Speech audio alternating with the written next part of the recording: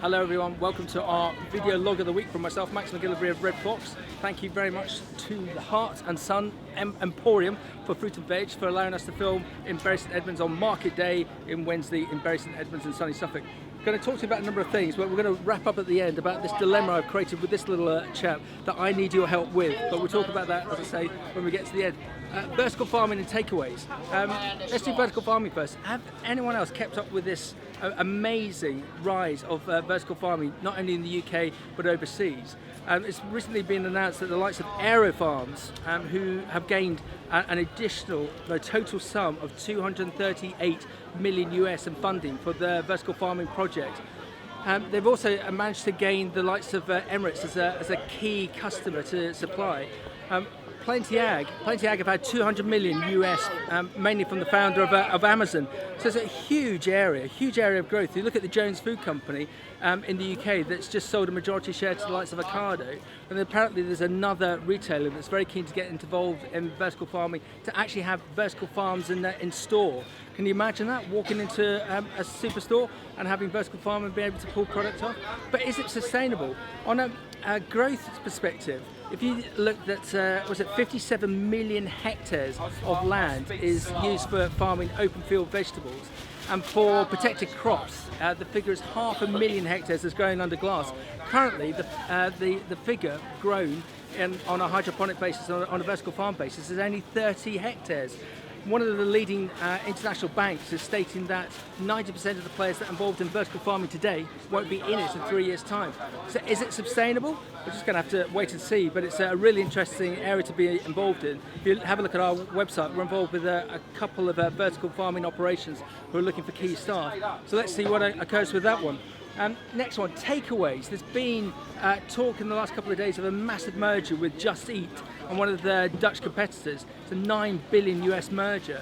And why am I mentioning that in the context of fruit and veg? Well, if you go to any big cosmopolitan city or town like a London, Manchester, Leeds, all you ever see is Uber Eat drivers or a Deliveroo or Just Eat. And what are they delivering? They're delivering coffees, they're delivering takeaway meals. Why can't they also deliver fruit and veg?